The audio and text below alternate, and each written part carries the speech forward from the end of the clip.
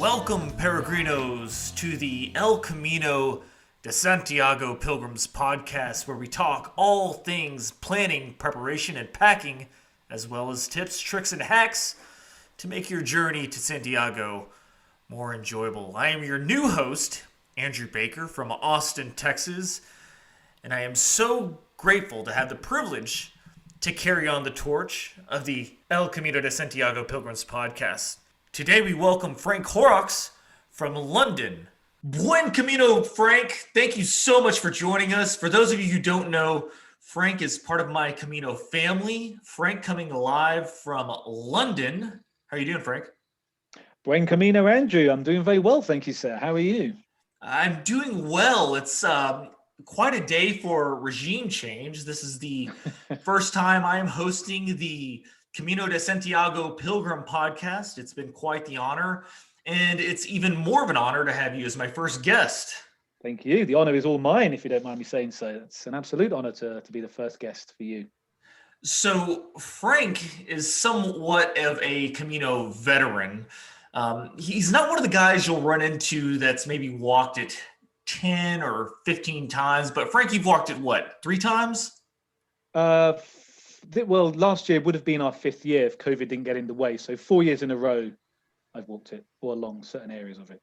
And you've walked only the Camino Frances, correct? Yes. Last year, we were going to walk up from Porto, my friend Dan and I. We were going to go the Portuguese route, but that sadly didn't happen. So all the 4 years previously, Camino Frances. So I had the pleasure of meeting Frank after strolling, well, let me clarify, limping into Zubiri over a year ago, the summer of 2019, and Frank was underneath that lovely medieval bridge, soaking his feet in the cold water like so many pilgrims often do. And I decided I'm going to skip checking into my albergue right away, and I'm just going to join him, offer him a bottle of wine, which a group of us ended up drinking straight from the bottle, and ended up striking or, creating the beginning of a really good friendship that we still keep in touch today. But Frank, thank you so much for, again, being my first guest. No, thank you, Andrew. Yes, I do remember you rocking up with that bottle of wine in the middle of the day in the midday heat. We're all trying to get chilled. And yeah, you made quite an impression, Andrew. You made quite an impression. A good one. Well, thank you so much. Let's get right into this, because this is the podcast where we discuss all things Camino de Santiago. Absolutely. But more importantly, the ways to prepare for it mentally, physically, the gear you need to take with you, and maybe the lessons that we want to pass on to the pilgrims out there who would like to walk it again, or for those who have yet to walk the way of St. James. Of course, absolutely. Always here to help. So let me ask you this. You've walked it 4 times. When you arrive in Santiago de Compostela, what is the reason that you give to those in the Pilgrim office of why you've walked? That is a very good question. I can't remember. You know what? When I first started doing this, it wasn't for any kind of spiritual reason or anything like that. It was just something that a friend of mine and myself had always spoke about doing, and then I ended up doing it with another friend called Dan. He'll be mentioned a lot because I've walked every Camino with Dan. And my reason was just to walk it to begin with, and then all other reasons become quite apparent. I mean, a lot of people walk it for spiritual reasons or personal reasons, or to get over something, or to think about something, or about making, there's always some quite profound reason why many people are doing it. And I didn't think there was one when I first did it. And then it became quite obvious that when you're walking, you do just inevitably start to think and pontificate on life and what you're doing and where you are and how you're going. So even without thinking about it, I ended up thinking about those things while I was walking on it and going over certain things in my life that maybe I had time now to think about and to look from a very separate perspective. One of the nice things is you're doing something that's you're not used to, so you can look at your life from the outside in, so to speak, if that makes any sense. And the reason I gave at the start was just because I wanted to walk it, and that's the only reason I gave when I got to the end. Although deep down I knew that there were profound things going on inside me. And it has changed me somewhat. I'm fully there has been some change in me since doing the Camino, and I'm very glad of that. So let me ask you this, and through all of our conversations, I don't think I've ever asked you this. For me as an American, the Camino is something that you have to have someone kind of introduce it to you because it's so far removed from American culture and society for most of us. Mm. But you as a Brit, it's really close by. It's something that you can take a quick flight, across the channel and get over to Spain, and you're there. When did you first learn about the Camino? I had a friend, like, so a friend of mine, as I mentioned previously, not Dan, another friend I went to university with. We'd always spoken about doing some kind of long trek across Europe, and he brought up the Camino de Santiago, and that was the only reason it was in my mind. And after that, various things happened. We never walked it, and then ended up working at this new place about 4 or 5 years ago. And I met my friend Dan, and we ended up working in the same team. And just one night in the pub after work, we were talking about maybe doing something like that. And I said, "Well, what about the Camino de Santiago?" I think either I mentioned it or he mentioned it. And if he mentioned it, I was like, "Oh my God, yeah, I've been meaning to do this with a friend.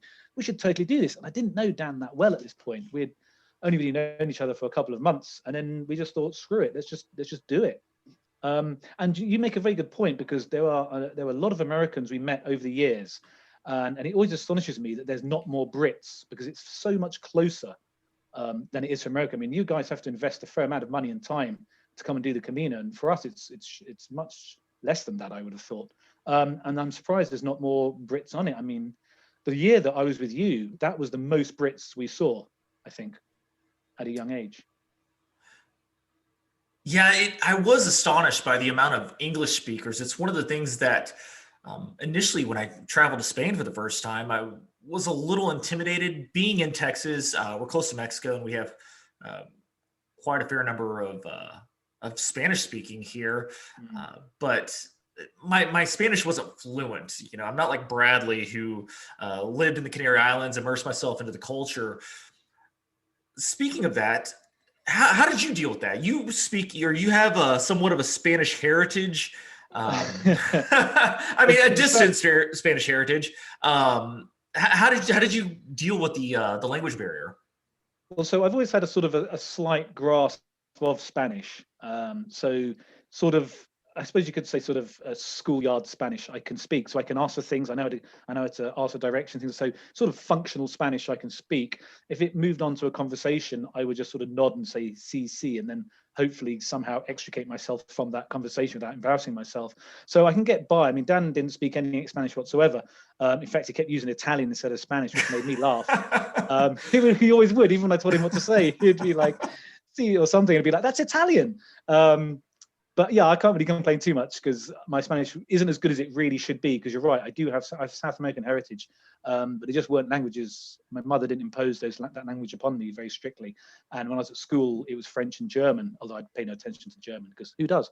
But French was the one I learned a lot more. But I have picked up Spanish over the times of visiting my relatives. So when it came to asking for rooms or dinners or what's in dinners and just sort of functional things, I could get by. I would recommend anyone just to take a Spanish phrase book, or take a dictionary and just have a look at it and use it as a basis. I mean, the Spanish won't speak English. They're as stubborn as the French, and why should they? You're in their country, you should speak their language, or at least try to. And when you try to, they're a lot more open, and a lot more helpful as well. So it hasn't been too bad for us. I do know for some other people, I mean, it did get to the point where people were asking me to book their rooms and things like that, which I reluctantly agreed to, because I thought I knew more than I did, and I didn't want to look like a douchebag to them. So I did that, and it did help. But yeah, taking a small phrase book or small dictionary and just trying to get a few functional phrases out there is I would say key. Is very key for that. Speaking of the Spanish people, um, I think for an American, sometimes you can view them as wildly warm, yet sometimes you can view them cold in the service industry aspect. And I just want to completely clarify that, because a lot of Yeah, no, you're Americans are right. accustomed to our service industry people being warm, trying to earn that tip. But one thing that I actually really appreciate the Spanish is that aspect. Like, they're very straightforward. In my experiences, they're, what can I get you to drink? And you know what? They may take their time getting your food order Oh, or they take their time. your drink. Was there's some kind of advice that you could give to future pilgrims regarding of what to expect culturally from the Spanish. Well, for American pilgrims, I would say definitely have some patience. The service industry and their views on it and how they do it is very different to you guys. It's quite different to the English as well. But once you realize, I mean, there was one time when Dan and I were walking with these two New Zealand girls, and one was a vegetarian, and we stopped at an albergue and we asked, do you have a vegetarian option? She said, yes, this soup. And she ordered the soup, and when he got it, there was bacon in it. There was bacon bits in it. And she went, and my friend, so I had to ask and said, look, there's bacon in it. And she went, yes. And I said, but this is a vegetarian soup, isn't it? And she went, yes. And that was it. That was it. There's nothing else to the story. We just had to take out the bacon bits ourselves. It doesn't matter. I mean, that wouldn't happen in England and that wouldn't happen in America. They'll be like, oh, so sorry, Jesus, I didn't know, and they'll take away the thing. But that doesn't happen in Spain. You kind of get what you're given. It's kind of like a harsh mother's warmth, if you know what I mean. Have no expectations. For the Camino, for anything when you go, have no expectations. They're not horrible, they're not rude, they are just brusque in their own way, and they do things in their own time. And I guess you just need to sort of try and accommodate that or be aware of it. It's not always great, but you can laugh sometimes. It can be quite funny. Well, let's move on to, I believe, the subject matter that a lot of listeners love to hear about, or fascinated to hear about it, and that's preparation. Frank, you are by far maybe the fastest walker I've ever walked with. Let me share this experience. Frank was the one in our Camino family that would arrive at the town, our destination town, a good 2 or 3 hours before anyone else. He would wake up usually 5:30, 6 in the morning. He'd arrive in the town maybe 11 a.m. and he would just kind of explore the town, kind of figure out what the best albergue was, and then he would book all of our beds. So, those of you that showed up later and all the beds are booked, yet you noticed there weren't that many pilgrims there, you have guys like Frank to blame. But Frank, talk a little bit about your preparation, because I'm assuming that's not just all God-given foot stamina. Well, I've always liked walking, and I don't like running, so I've found a happy medium, I think, in kind of fast walking. That's the best I can say, but it's always good to have a good pair of shoes. So preparation always starts with shoes, and you'd be surprised the amount of people. We've all met, my friends that I met in the Camino, like you guys and others in previous years. We've met people who have simply been given the wrong advice regarding shoes, or just bought shoes they thought were good, and they've totally destroyed their feet. Like we're talking about lost toenails, cut up feet, blisters beyond imagination. A good pair of socks, 2 good pairs of socks, and a good pair of walking shoes or sturdy trainers. And if you're not sure about them, do spend a couple of weeks wearing them and in different terrains as well. That's the most important one. I mean, I was very lucky. I got a very good pair of shoes I love, and I need to get them redone now because I'm loath to get rid of them. I bought some new ones last year, and they're not as good at all. And so the ones I got previously for the 4 years that I walked the Camino, absolutely amazing. Mammoths they are. I'm not being paid by them to say that, but they were just so comfortable and durable, and I hardly got any blisters the whole time I was there. So footwear is absolutely important, and you really do need to, do some research into what to get and what suits your foot, and how your foot is when walking long distances in heat, because the heat in Spain, it's not like any other heat. It's very, you might agree with this, Andrew. I mean, you're from Texas, Texas heat, but the sun in Spain is very personal. It's you just feel it's beaten down on you and no one else. So that needs to be taken into consideration, definitely. Frank, you mentioned that you only brought 2 pairs of socks. Now that I think back upon it, you had one of the smaller packs that I can remember. Talk a little bit about the gear, maybe the numbers of pairs of clothing that you brought with you, because it seems like you traveled kind of light. Would you mind sharing some of the essentials, and not just the essentials, but also the amounts that you brought with you? Sure, of course. So my point of view, I'd want to travel light. You don't need to travel too much. In the summer or the time around the Camino, it's hot. You will walk early in the morning to lunchtime, and then you can wash your stuff that afternoon, and it'll dry within an hour or so in the Spanish heat. So you can keep using the same clothes. So I would just take 2 walking t-shirts, although to be honest, I only ever wore one. And then I would take a pair of walking shorts, 2 pairs of walking socks or walking shoes, and then clothes for the evening. So just a t-shirt, another pair of shorts. I usually just had swimming shorts because it's always good to go in pools and rivers. So that would be my sort of 2 pairs, my walking clothes, which would be two t-shirts, a pair of shorts, 2 pairs of socks, and the shoes. And then my after walking clothes, which would be a t-shirt, another pair of shorts, swimming shorts I used to use, and flip-flops. But I also have in my pack a pair of long walking trousers and a fleece, just in case it got a little bit chilly. But I hardly ever use those. That's the one thing that I really regretted on my Camino experience of not bringing was a long sleeve shirt. The only thing I could use to really keep the cold out was a rain jacket. Oh yeah, that's right, you did, yeah.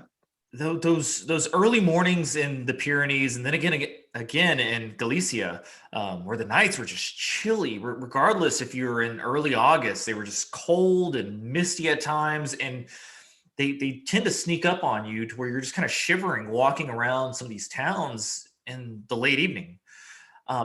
Is there something that, looking back on your 4 Caminos, that you wish you would maybe in your next one bring with you? That's a really good question, and I forgot about Galicia. Actually, it does get quite cool in the evening and early in the morning. They're definitely fleece-wearing weather and long trousers weather until you get warmed up. Something I wish I'd brought, a decent hat. I've never managed to get a decent hat. Like I had one at the start, the first couple of years, and it was pretty ropey, but I had to use it. And then the last 2, I lost it. I don't know what happened to it, and I ended up buying one in San John, which was vastly overpriced and horrible. I mean, a little bit of vanity was going on there. It just didn't look very nice. So I never wore it again. So a nice hat, a nice durable hat, I think would be my one. And I'd recommend anyone to take some kind of headwear, because as I said, the sun does beat down on you, and you can easily get sunstroke or heat stroke without even realizing it, despite being in northern Spain. Yeah, even as a Texan, where we're used to summer days in the triple digits Fahrenheit or the mid 40s Celsius, it does get extremely warm, especially when you're walking in the Meseta.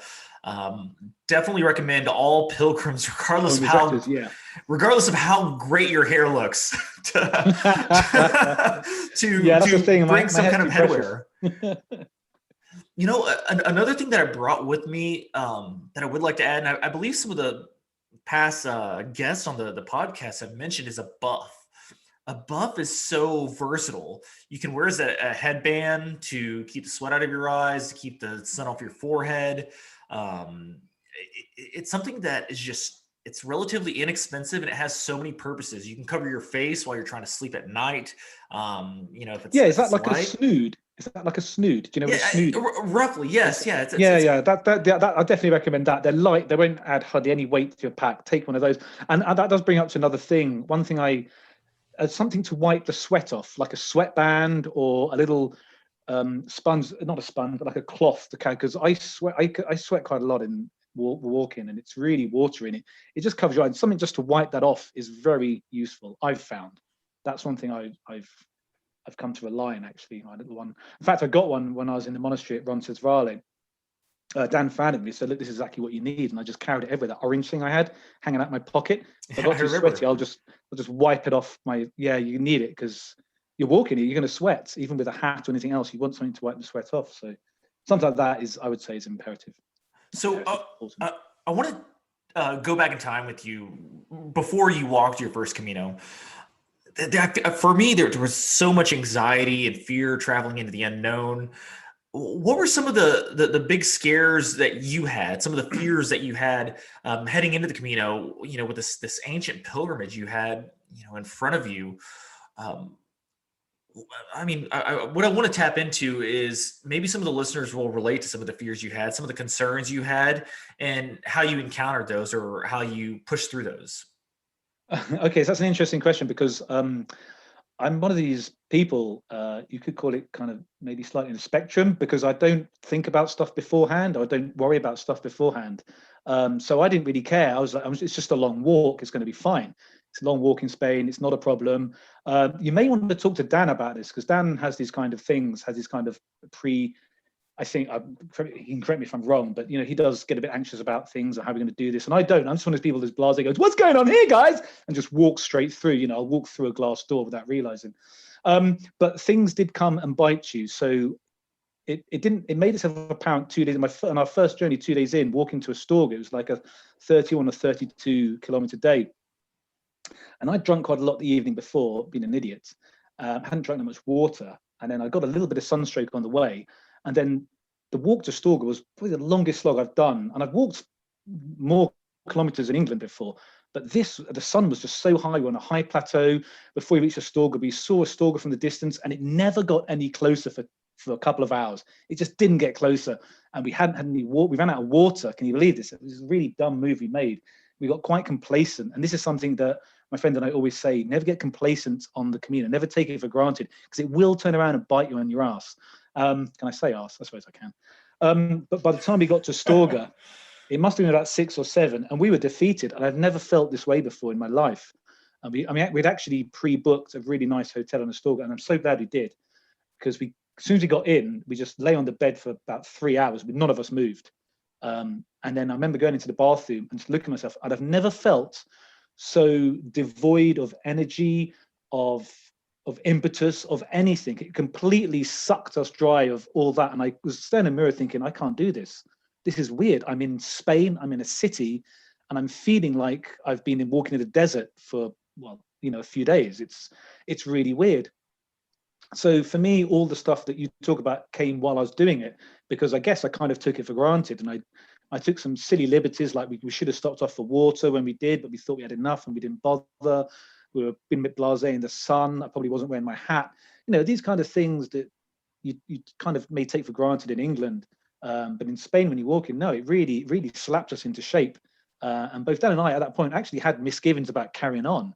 That's how serious it was. And even when I thought about it, looking in the mirror in the bathroom, it's like, I can't do this. It's like, what? How can I say this? But yet I was feeling it. My whole body was done for, in a sense. So yeah, that really shook us up. And from that point on, I think we really took it a lot more seriously.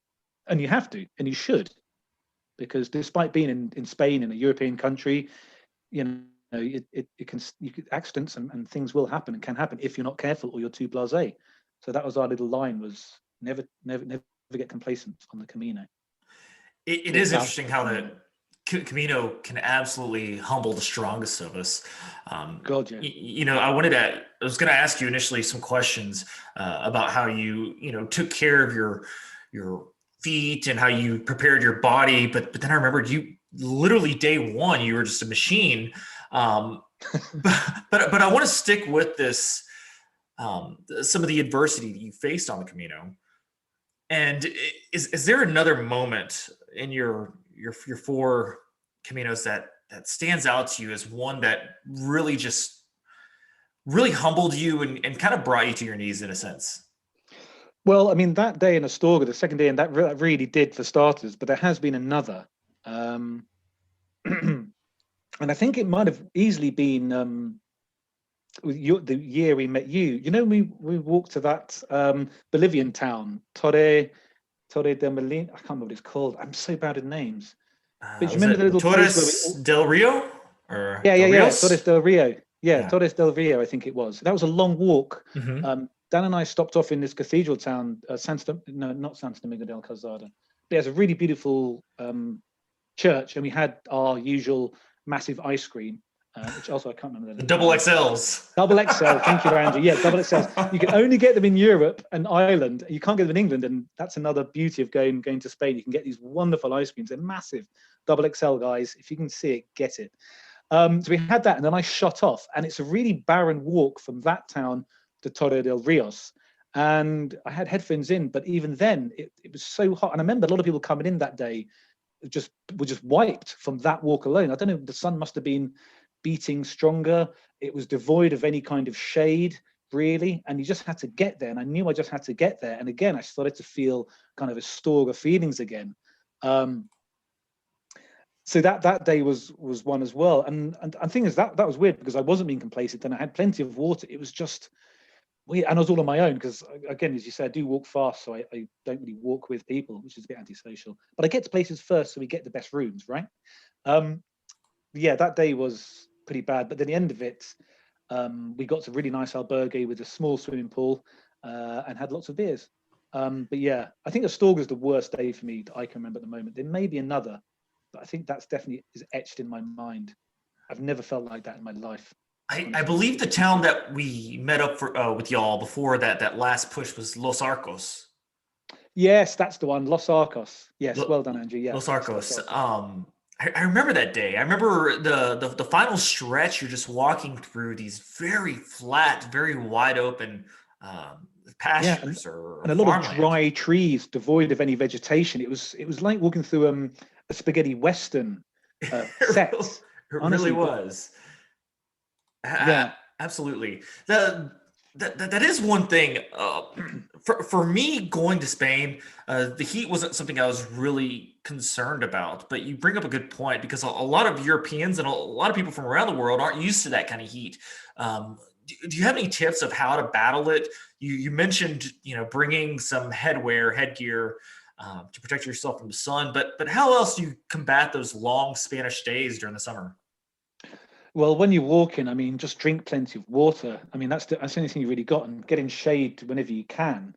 It all depends how good you can deal with it. I mean, I didn't for the last 2 years. I didn't wear a hat because vainly I didn't like the hat I bought, so I refused to wear it. It's a really dumb reason. I'm sure the Camino bit me the arse for that one at some point, but I can't remember. But yeah, just lots of water, having something to wipe the sweat off your face, because sometimes I'm walking and I can't even see because the sweat is kind of like flooding over my eyes. It's insane. So yeah, some sort of shade, a hat, plenty of water, and to just take rests when you can. And if you can rest by a stream or a river or some water, take your shoes off, take your socks off, put your feet in the cold water. Oh, that's beautiful. Or just put them in an elevated position to your body. Just rest them for 5 or 10 minutes. Something Dan and I found is really nice. Just air your feet for 5 to 10 minutes. If you can't dip them in cold water, just put them in a higher elevation, and that does help with a bit of shade and some water. So there you have it, how to battle some of the issues, the pain points with dealing with the Spanish sun. I want to go back to equipment and gear that you bring with you. Frank, you mentioned earlier that you like to travel light. You like to travel ultralight in a sense. Is there a luxury item that you maybe take with you that not every other pilgrim is going to think of? Oh, that's a really good question. I'm loath to say this, but I think I'm fairly boring on this subject. Nothing that I'm aware of that would be any different. I mean, the first year, my traveling companion Dan took his iPad with him because he wanted to create a diary of the journey, which I think towards the end of it he kind of regretted because it did add a lot of weight to it. But I haven't done anything like that. I mean, I take my phone, my recharger. Books. It's books. I just realized I've always gone and bought like a large book to read, ostensibly on the way there, and then to read it and drop off somewhere. But I never quite get to finish it until the end, so I carry it with me all the way. On your year, particularly, there was it the year with you guys or the year before? Yeah, you were reading quite a bit then. Yeah, I do like to read some books, but the year before, I bought a book I thought I'd really enjoy, and it turned out to be a worse slog than the walk to Astorga. It was terribly written, but I just wanted to carry on. And I ended up carrying it all the way with me, and I shouldn't have done. I should have just discarded it some and let someone else enjoy it. I just couldn't get to it, but I didn't want to give it up. And that's a dumb thing, because that was just adding weight, useless weight to something, to my bag. Well, how about on the flip side? Is there something maybe you would take just for fun, just for pleasure, to make your Camino, your walk, more enjoyable, or I don't know, like a cheat? Not so much a cheat. I would take like a rubber dinghy or something I could blow up and throw into the river and jump on and just sit upon. So a float. Yeah, a float. So I'd take like a float. We did buy one year, but we gave them to the local kids, I think. But we did buy them when we were in Estella the year before. I think it was the year before you guys. Yeah, we saw some kids coming down the river in all these floats, but they they bought the floats obviously, but they hadn't bought any paddles, so they did using whatever they could find. One guy had a broomstick, some guy had a pipe. It was just so weird, and they just came round the corner of the river. We were like, where did you get those? We wanted to get them. Yeah. I think of all the towns, that may have been the perfect town to have a float. That it has that beautiful riverside park with the trees and the shade that go into the river. They have kind of a dike towards one end where it dams up. And then you get to see these local kids all come up and climb in the trees and dive off of them and jump off the buildings into the river. It was incredible. Yeah, that's such a lovely place it's always been great there. It's always been exemplary that an evening there or a day there or 2 days there. Estella's great. Any place with a river. Villafranca del Bierzo, did you stop off there? I was unable to enjoy that town because I was burning up with a fever then. Oh no. So that was one of the towns. Well, yeah, and I stopped at one of the albergues, like right when you walk into the town. It's the well-known kind of organic lifestyle albergue right when you walk into town on the left. Mm-hmm. And I was never able to really enjoy the town just because, again, I was just feeling miserable. And as I was walking out, I was like, wow, this is beautiful. You have a beautiful river that runs right through it. There's so much history to it. That was something, although I wouldn't trade that experience of being sick on the Camino at all. That is something that I do regret. That's fair enough. Well, you have to go back again, won't you? I'll have to go back. But there are many great places on the Camino with rivers or pools. And so it's always nice to have some. So that would be my luxury item. I would take something to enhance the river or swimming pool experience, definitely. Fantastic. So that absolutely has to be a first on the El Camino de Santiago podcast for pilgrims. Luxury item would be a float. Fantastic. I could just imagine you like lounging in an inner tube as I walked into town, just like hating life at the moment, just with an Estella in your hand. Yep, there'll be a beer there, and this float would have to have a beer room for a couple of other beers just on the side, and that's it. You just hang by the river, wave people in. Yeah, that albergue is free. That one's not. Come and join me. That's it. That's perfect life. So you mentioned some of the smaller towns that were near and dear to my heart. Were there any other gems of towns along the Camino Frances that stood out to you that were just special to you, that maybe weren't the big destination stops? Well, I mean, I do have to mention one because I love it so much, and I'm not sure why. It's Pamplona. I really like Pamplona, and I could sit there all day by a bar in a square and just drink beer and just watch the citizens of Pamplona just do what they do. I don't know why. It just has such a wonderful energy for me. I love it. Other towns. There was a nice little town on the Mesitas. Hontanas, I think it is. Hontanas. Oh, yes. We had right a really Burgos, I believe. Yes. Oh, but yeah, Burgos is fun, but yeah, Burgos is weird for me. I don't know why. I had such a nice time there, and then something just skewers it for some reason. I don't know why. I have a love-hate relationship with Burgos, but I always end up there. But Hontanas was good because it just had a really nice vibe when I was there. And a group of Mexican doctors apparently turned up late one night and just bought the whole bar and then basically force-fed everyone tequila. It was absolutely crazy, man. And and that was our actual albergue, but we'd gone for dinner in albergue opposite, and that was a really nice meal. I think Dan may have taken you there 2 years ago when you were there with us. Dan took you there after I left. But they're really nice service there. And then we went back to our albergue, and it was just a massive party. And we're like, what the hell happened? And the girl was like, I don't know. These guys just turned up and they've bought everything behind the bar. I was like, what? And before I could say anything, this guy just thrust a large plastic tumbler in my hand and just literally emptied a bottle of tequila into it. Went, yeah, drink. And that was it. It was game over. You know, it is wild. Antanas did have that same, or I had a similar experience. There was a pilgrim named Laurie from the UK who ended up buying loads of Jägermeister for everybody. Sounds like Laurie. Yeah, exactly. He must have like literally bought multiple bottles of Jägermeister. And there's only like 3 bars in the town or cafes. And he would just line them up to the point where the owners are kind of asking him to leave. And we, we had him and another French pilgrim that we had to kind of carry to bed that night. I think I know who you're talking about. Yeah. He's a good lad. Ferdy.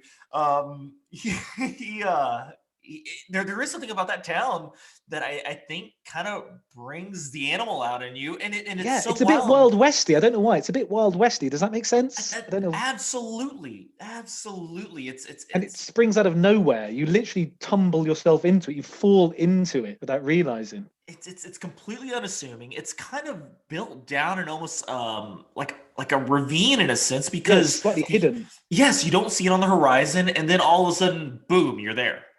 You don't see it coming at all. Well, there you have Antanas and Pamplona, which I really felt like you and I had another great bonding moment. Walking through the streets. I'll never forget the picture of you holding two giant beers in each hand as we're navigating through the countless Spaniards that are sitting around the of course, because they just sit everywhere, don't they? That was late in the evening, wasn't it? It's so beautiful. Yeah, it's a beautiful medieval town, and it's retained. I don't know. It's just got such a good energy. It's a really positive. I just love it. I love every time I'm there. That is one thing I would like to mention to some of the listeners. If you ever have the chance to just go people watching late at night, obviously you don't want to miss the time, your cutoff time to get back into your albergue, but really take in that city at night if you have a chance. There's something magical there that I've never seen in any other city in the world, where all the locals will just come out and have drinks and pinchos in the middle of the streets. And it's really unique. It's the best way I can put it. It's quite unique.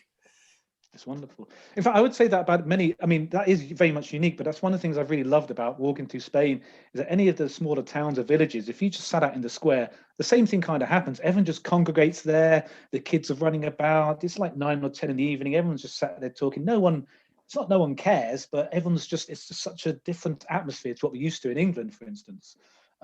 It's a very different culture, and it's very much a more, not forgiving one, but a much more laissez-faire one, you could say. I remember I can't remember what town it was, but there was this bandstand and kids were just climbing all over it. In England, there'll be people going, "Get off it, don't go in it, don't you dare do this, don't that." But no one cared. Like, some of the adults were just helping their kids to climb up it and stuff like that. And it was just so nice because everyone was around and everyone could see if there's any problems. It was just, I don't know, it was really nice to sit there and just watch them all. They were just having fun. That's what they were doing. And every night it seemed that they did that, just had fun in the square. So let's stay on this path. Was there an albergue that stood out to you that you'll always remember, or the one that you have to stay in? Well, for me, since the last time, was the Torre del Rios one, because he was a Bolivian and my mother's from Bolivia, and he remembered me from previous caminos, and he ended up sort of weirdly making me a sort of a helper of his, even though he did actually pay me with beer. That was really nice. You know, that one that with a really small swimming pool and the waterfall that you and Tom had pictures taken in, and then Dan dived in stupidly and hurt himself. But that was really good because a load of people came together, like everyone from different areas, from different albergues congregated at this albergue because it just seemed to be the most popular one and the funnest one. And that was really nice.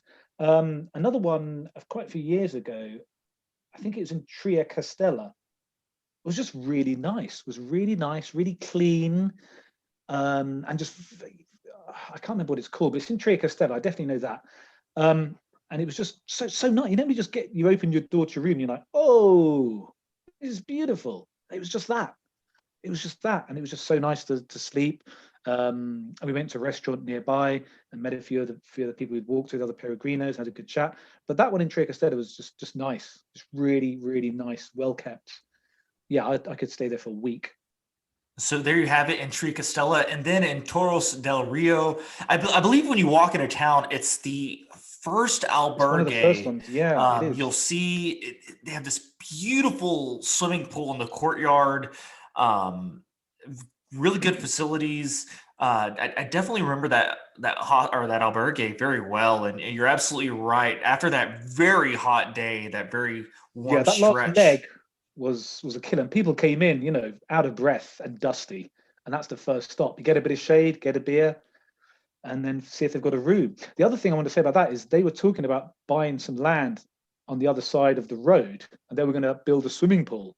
I really hope they've done that, because That would be, that would be a beautiful meal ticket for them if they've done that. I'm not sure if they have, but they were talking about that when we were there.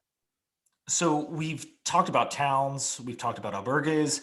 Is there a favorite bar or restaurant that stands out to you where you had a very memorable experience?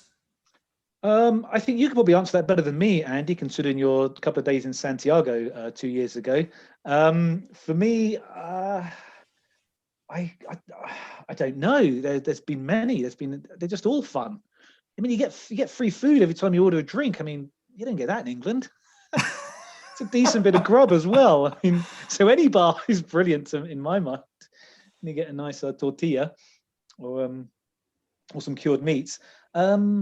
No, but again, I'm going to go back to sort of the Rioja region. I mean, Logroño for the Pinchos tour, for walking around the little ones. I mean, there's something to be said for that. You need an evening of that. I believe we spent time at the little restaurant where their specialty were the mushrooms that they would stack into like a little pyramid. Do you remember that? No, I didn't. I wasn't there for you to do that, and that's partly because I have a dysfunctional distaste for mushrooms. Oh, that's what it was. Okay. Yeah. Well, unless you're Frank, there is a fantastic little pincho bar in Logroño where they're famous for these mushrooms. They cook them all in this giant flat top grill skillet, and they're just cooking and bubbling butter and garlic, and they just put them on a little slice of bread, and they'd have a little skewer through it so it stands up in a little pyramid of mushrooms, and it's one of the most magical things.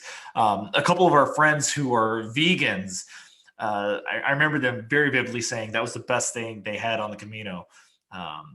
But you do bring up Logroño, which is notorious for its pincho scene. Yeah, it's wonderful. Again, it's like it's very much like the community feel of Pamplona. As soon as you get to those little alleyways, they're just rammed full of inhabitants, and everyone just wheels their way through. You grab a glass of wine for €1, grab some pinchos for how much that costs, and you just move on and you stay there. And it's just a hustle and bustle, and it sounds busy, but no one's really moving. But I don't know, it's kind of contradiction, but it's not. It's busy and alive, but also it's just there. You're just chilling. It's not really a good way to describe it at all. It has to be seen to be believed, I think, or to be experienced. So I would kind of like to get back into the spirit or the ethos of the Camino. It's something you have a lot of experience dealing with. At the beginning of the podcast, you touched on it.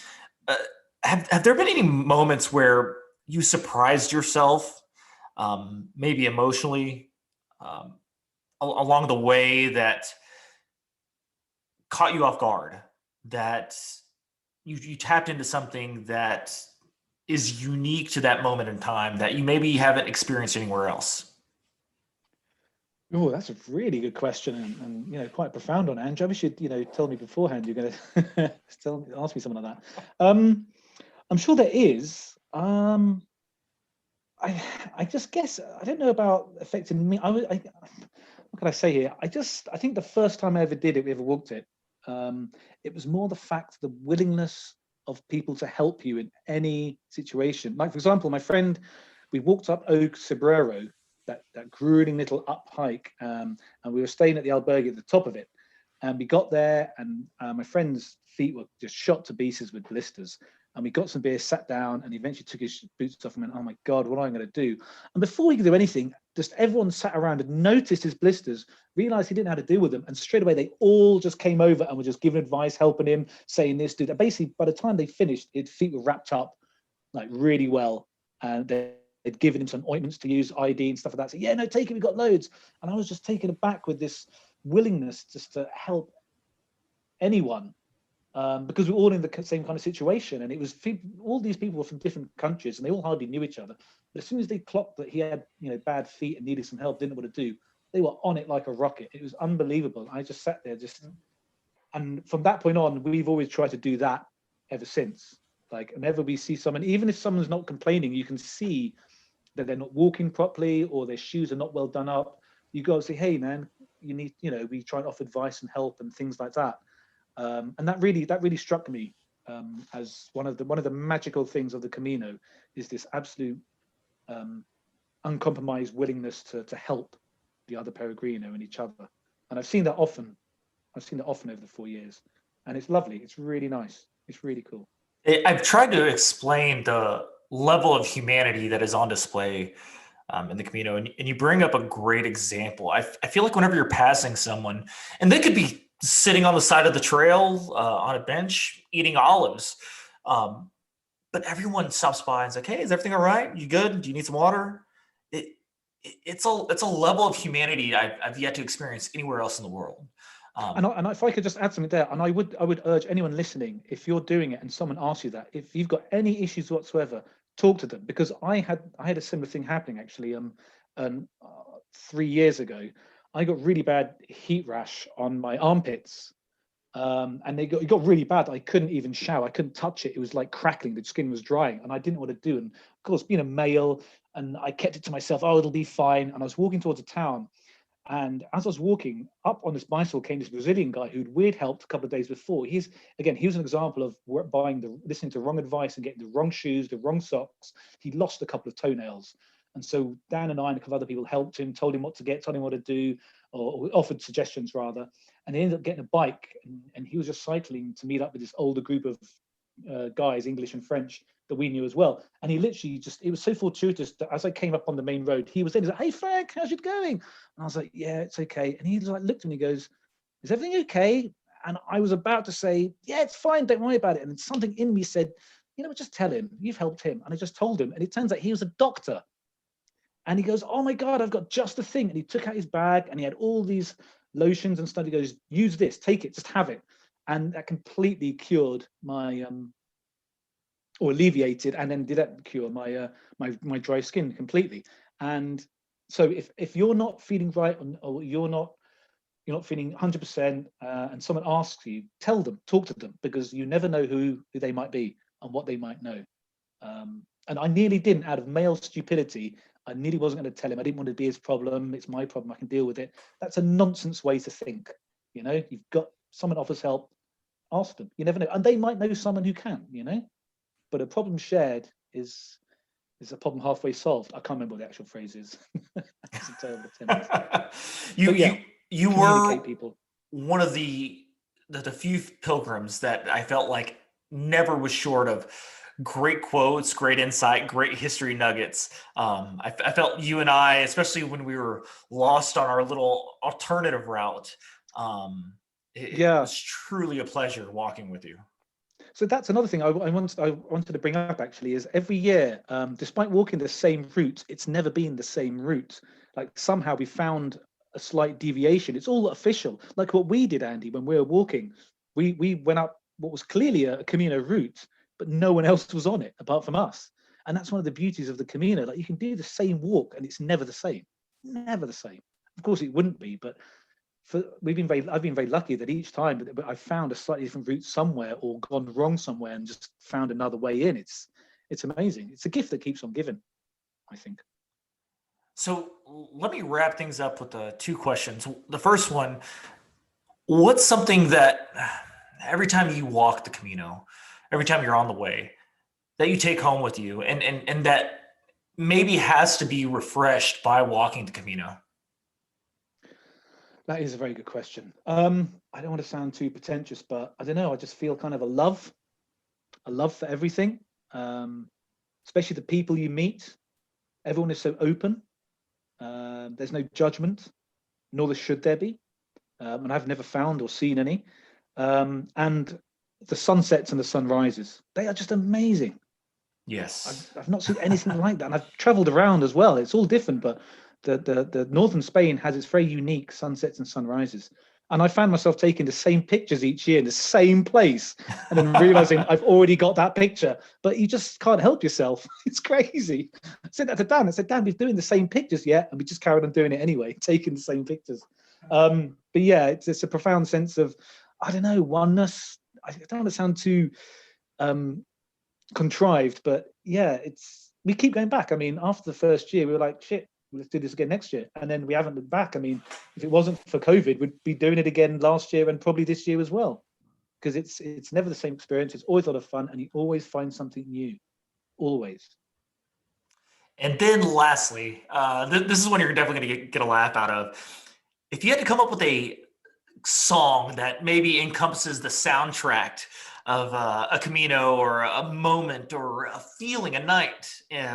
Is there a song that can come in or pops to your front of your mind? Well, an actual song that people might know. It could be anything. Oh my God, it would have to be. You remember when we went to that? I can't remember what town it was, but they had that carnival in the evening, and we all started dancing. Bellarado. Yes, was it? But yes, it was Bellarado. Yeah, of course it was. We couldn't stay in the place with the swimming pool. Yeah, that kind of music. It would have to be that. You'd have to find the video. I mean, the listeners won't know what I'm talking about, and I'm sure somewhere there's a video of me dancing badly, although I think it's very good. It's that kind of, I don't know, upbeat music, festive music, carnival music. I don't know, just something that makes people go, oh, what? Let's go dance. And then that's it. And that's all we did, because that's basically what we did.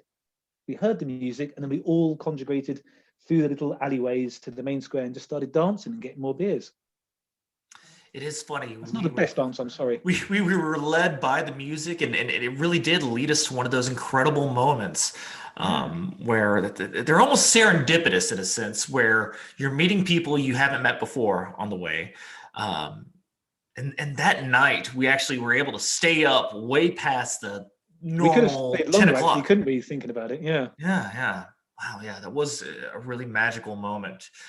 Thank you so much, Frank. It's been an absolute blast speaking with you again.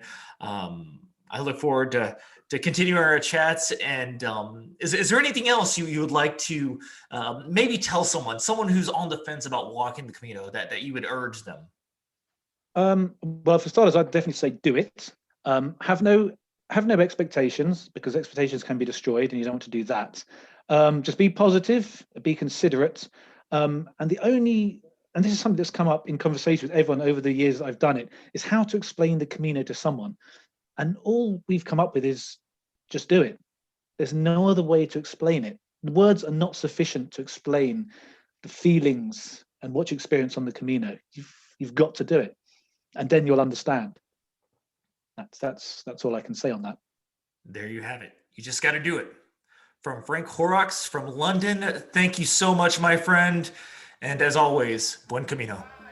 Buen Camino, Angie. Thank you. It's been an honor. You take care, my man.